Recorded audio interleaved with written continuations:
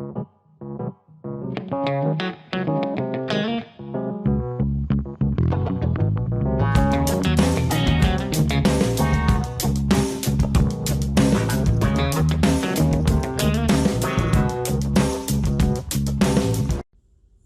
guys, welcome back to TV Spoilers. Today I'm going to reveal Kane's revenge plot that could expose Phyllis's sinister schemes.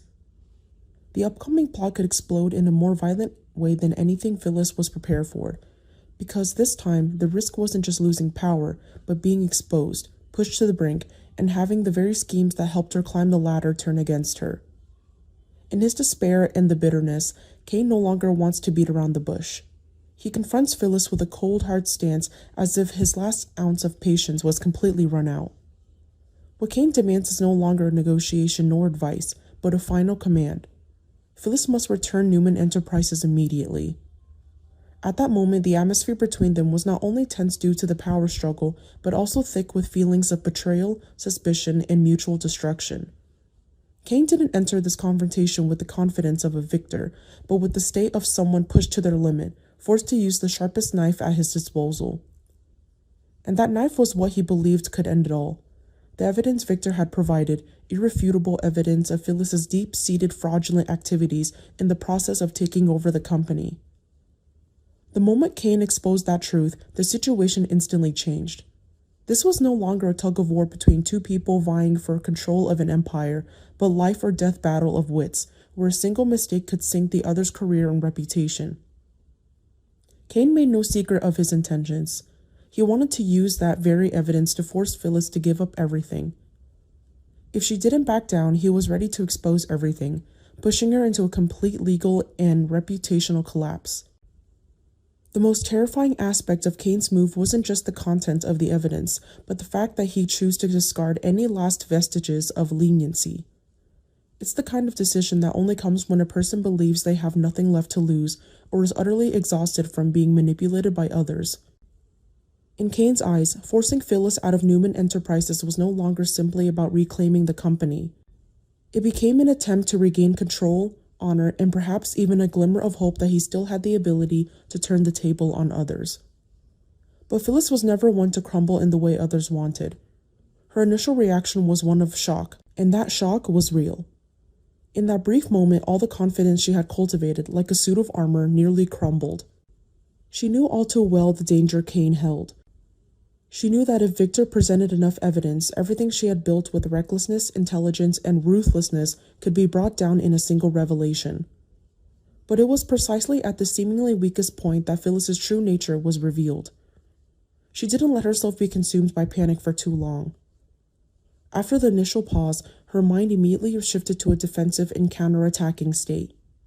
She regained her composure quickly, fast enough to realize that if she collapsed now, everything would be over. And Phyllis was the kind of person who could endure pain, humiliation, even danger, but would never easily accept being eliminated from the game. Instead of retreating in fear, Phyllis began to analyze Kane's findings with cold composure. She didn't view the evidence as a verdict, but as a structure that could be dismantled if the right point of failure was found. She understood that in battles like this, what kills a person isn't always the truth, but how the truth is told, interpreted, and placed in whose hands. Therefore, Phyllis didn't see herself as the victim of a public expose, but as someone still capable of rewriting the story before it became the final indictment.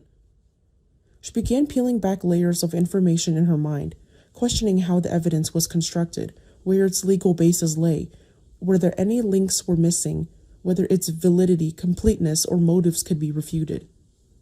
The initial shock quickly gave way to a powerful survival instinct, which had repeatedly pulled her out of the darkest moments. And if this momentum continued, the most anticipated outcome wouldn't be a swift victory, but the feeling of both of them being dragged down into an increasingly dangerous zone, where each counterattack would leave another irreparable crack. Kane believed that Victor's evidence was the devastating blow that could bring Phyllis down. Phyllis, however, believed that by finding a loophole or turning Victor into the center of her manipulation, she could still survive and fight back. Neither could back down. Neither wanted to be the first to admit they had been cornered.